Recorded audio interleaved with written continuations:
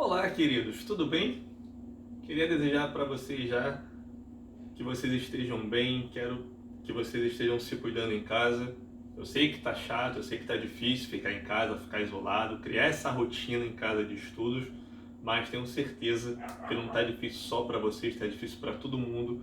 Então eu deixo já aqui o meu carinho para vocês e espero que vocês consigam aprender bastante das nossas aulas, que a gente tem feito essas aulas com imenso carinho, imensa dedicação e, infelizmente, essa é a única forma da gente estar entrando na casa de vocês agora e estar levando um pouquinho de conteúdo, tá bom? Deixo aqui já então o meu abraço a todos os alunos do nono ano da Rede Miguel Couto nesse período aí de quarentena, de isolamento social, e espero que vocês estejam fazendo o dever de casa. Dando sequência no nosso conteúdo, a gente permanece na apostila 2, permanecemos falando sobre os Estados Unidos. Eu estou deixando aqui bem claro o tema da aula de hoje. Eu vou falar um pouco sobre a ascensão econômica dos Estados Unidos. Na próxima aula eu continuo esse tema, mas na próxima aula eu vou dar ênfase muito maior na atividade industrial. Hoje eu vou dar ênfase na agropecuária e vou falar também um pouco sobre o modelo produtivo que foi desenvolvido nos Estados Unidos. Vocês vão entender. Se vocês quiserem ter acesso ao conteúdo na apostila, o conteúdo começa na página 339, onde eu trago os principais aspectos da ascensão econômica dos Estados Unidos. Beleza? E a primeira coisa que eu quero trazer para vocês é esse mapa que está na tua apostila, cara. Esse mapa está na página 340, é um mapa do espaço geográfico americano. O que eu quero que vocês entendam aqui?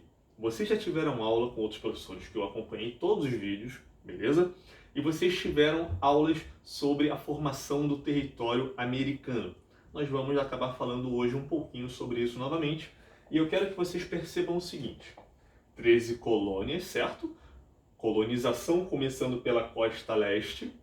Ao norte se industrializou primeiro, ao sul ainda um sistema atrasado, ainda as plantations, tranquilo? Ainda uma produção muito grande de itens primários para exportação. Consequentemente, você tem até hoje nos Estados Unidos uma concentração industrial muito grande aqui ao nordeste dos Estados Unidos, aqui nessa porção norte dos Estados Unidos, no entorno dos Grandes Lagos. Tanto que nós temos aqui, por exemplo, a principal cidade americana, que é Nova York.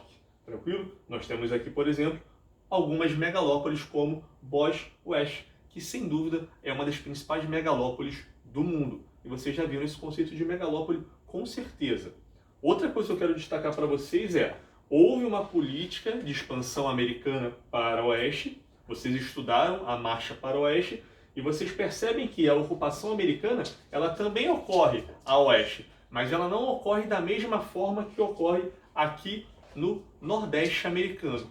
A que se deve isso, professor? Se deve a uma industrialização antiga, se deve a uma urbanização muito mais antiga e consolidada nessa região. Mas, porém, nós temos aqui na costa oeste, recentemente, também um avanço do povoamento e um avanço bem interessante do desenvolvimento, a consolidação do desenvolvimento econômico e tecnológico desta região que a gente vai falar na próxima aula especificamente. Mas nesse primeiro momento, eu quero que vocês tenham essa visão do todo, essa visão de todo o espaço geográfico americano, beleza? E eu posso trazer aqui uma outra informação importante que vocês conseguem comparar o que eu estou falando. Olha a densidade demográfica dos Estados Unidos que nós trabalhamos na última aula. Tem total relação com esse desenvolvimento industrial que atraía o quê? Atraía a mão de obra. E aqui nós temos o quê? As maiores concentrações urbanas dos Estados Unidos. Beleza? Então, há sim uma forte relação entre o desenvolvimento industrial, a consolidação das primeiras indústrias nos Estados Unidos, com a ocupação do território e a concentração urbana. Percebam aqui também que nós temos recentemente um desenvolvimento bem interessante na costa oeste. E nós temos também algumas concentrações urbanas elevadas. Um grau de crescimento populacional aqui também bem elevado nas últimas décadas. Tranquilo? tranquilo? E eu quero destacar para vocês o seguinte, percebam aqui no centro dos Estados Unidos, nós temos uma grande concentração populacional aqui? Não. Aqui nós temos grandes produções agrícolas, tranquilo? Nós temos somente produção agrícola? Óbvio que não, beleza? Nós temos também atividades industriais, mas elas se concentram principalmente aqui nesta região de industrialização antiga, aqui nesta região de industrialização mais recente e também nesta região a oeste dos Estados Unidos, beleza? A partir daí, eu vou trazer para vocês um conceito importantíssimo, cara. Um conceito que você vai guardar esse ano, porque você vai utilizar no primeiro ano, no segundo ano, no terceiro ano. Tranquilo? E como eu sei que quase todos aqui buscam o vestibular, vocês vão usar esse conceito no vestibular, que é o chamado Fordismo. O Fordismo explica muito do início do boom industrial dos Estados Unidos e da consolidação da indústria americana em todo o planeta. E vamos por partes. O que foi o Fordismo? Quem criou o Fordismo? Vou chegar lá. O Fordismo é um modelo produtivo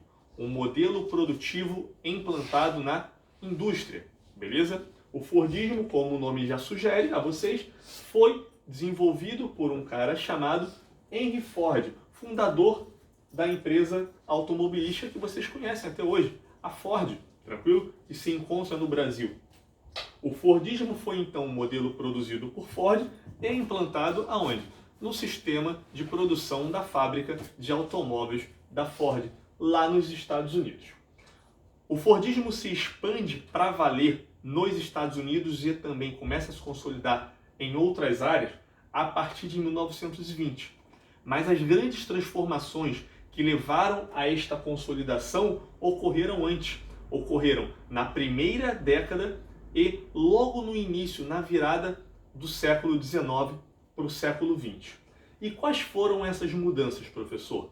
As mudanças desenvolvidas por Ford, implantadas na fábrica dele, foi a criação de uma linha de montagem, tranquilo? Onde o trabalhador ele ficava estático, ele não precisava se deslocar, ele economizava tempo e ele se especializava em produzir uma única tarefa, em desenvolver uma única tarefa, tranquilo? Gerando uma produção mais acelerada, uma produção em série, tranquilo? O produto passava por esteiras e vinha até aquele profissional, tranquilo? Segundo, Ford percebeu que ele precisava valorizar esse trabalhador para que ele aderisse a este projeto de um novo modelo produtivo. Até porque as condições de trabalho não eram as melhores. Eram condições de exploração elevada, insalubres, apesar de todas as lutas sindicais que já ocorriam naquele período. E para buscar a chamada paz industrial, a tranquilidade entre o empresário e os trabalhadores, Ford criou um projeto de aumento dos salários e redução da jornada de trabalho, reduzindo a jornada de trabalho dos trabalhadores para 8 horas diárias, tranquilo? E criando algumas gratificações que aumentassem esse salário. Esses trabalhadores, então, eles não apenas produziam os carros, como esse primeiro carro, que foi chamado Ford T, foi um carro de baixo custo, eles também poderiam consumir aquilo que eles produziam. Tranquilo? Isso para o trabalhador, para o proletariado, é importante. Esse sentimento de pertencimento, de importância e de consumo, de poder consumir um bem que você produz. Tranquilo? E dessa forma, Ford estimulou uma sociedade muito grande de consumo, além de um carro bastante acessível para aquele período. E formou também grandes monopólios industriais e financeiros. A partir desse momento, a indústria americana se organiza no modelo fordista e começa a se expandir pelo mundo, tranquilo? Não apenas no setor automobilístico, mas principalmente no setor automobilístico. Então, se eu quero pegar um símbolo desse crescimento industrial americano a partir do século XX e, consequentemente, a consolidação dos Estados Unidos como potência econômica e industrial, eu pego o automóvel como esse primeiro grande símbolo do crescimento industrial americano. Beleza? Seguindo, eu vou trazer para vocês, a fim de curiosidade, um trecho de uma biografia do próprio Henry Ford, que foi lançada em 1922, chamada Minha Vida e Minha Obra. Eu quero que vocês reparem neste trecho aqui. Qualquer cliente pode comprar um carro de qualquer cor que quiser, desde que seja preto. E essa era uma filosofia implantada na fabricação dos veículos da Ford. E neste sistema de produção em série, de produção em massa, há pouca variação de produtos, ou seja, era uma produção rígida, tranquilo? Você tinha poucos carros sendo produzidos, poucos modelos, poucas variantes, tranquilo? Não tinham só carros pretos, mas a maioria eram carros pretos. E isso se explica por quê, professor? Porque a tinta preta era mais barata, secava mais rápido, tranquilo? E, consequentemente, reduzia o custo do carro, o custo da produção que seria repassado ao preço final daquele veículo. E essa rigidez produtiva no Fordismo é uma característica muito grande neste modelo. O modelo que vai tirar o modelo fordista do ápice e do topo da cadeia produtiva é o modelo toyotista, que vocês vão ver mais à frente, que é um modelo flexível, tranquilo? E essa rigidez que eu falo aqui no Fordismo, ele se dá, por exemplo, no trabalho. O trabalhador especializado, por que ele é especializado? Ele não é qualificado, porque ele faz aquela função inúmeras vezes, consequentemente, ele se especializa em fazer uma única função. É um trabalho que não dá flexibilidade para o trabalhador aprender outras funções e também não cobra uma grande qualificação profissional, bem diferente do mercado de trabalho atual e das indústrias atuais, onde nós precisamos de trabalhadores que trabalham em diversas áreas bastante flexíveis, tranquilo? Mas para aquele período foi importantíssimo. E aí você pega esse crescimento da produção americana num contexto de Primeira Guerra Mundial e de Segunda Guerra Mundial. E a indústria americana não sendo impactada diretamente por esses conflitos, porque os conflitos foi principalmente no continente europeu. E a indústria americana nesse período decolava, crescia de forma acelerada, inclusive fornecendo produtos industrializados e também bélicos para a guerra. Tranquilo? Então esse crescimento industrial e essa ascensão econômica americana tem tudo a ver, tem uma forte relação com as primeiras duas grandes guerras mundiais. Tranquilo? A Primeira e a Segunda Guerra Mundial. Ok? Posteriormente, aqui eu estou trazendo para vocês o chamado Ford T. Esse era o famoso carro que Henry Ford desenvolveu nesse início do século XX, um carro de baixo custo e bem mais acessível, um carro preto, beleza?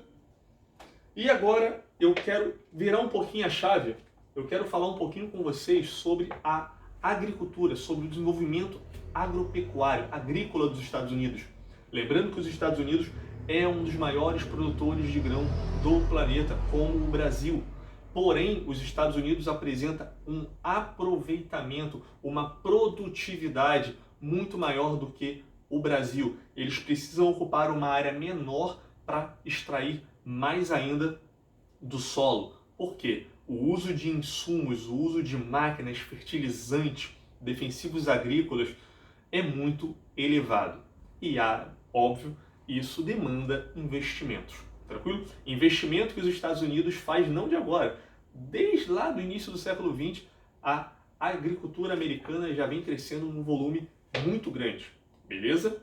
Então, a agricultura americana é uma agricultura muito avançada, uma agricultura de alta produtividade, uma agricultura altamente mecanizada, tranquilo? Máquinas que atuam de forma automatizada, controlada por GPS, por controles à distância, tranquilo? Não precisa ter um operador em muitas máquinas.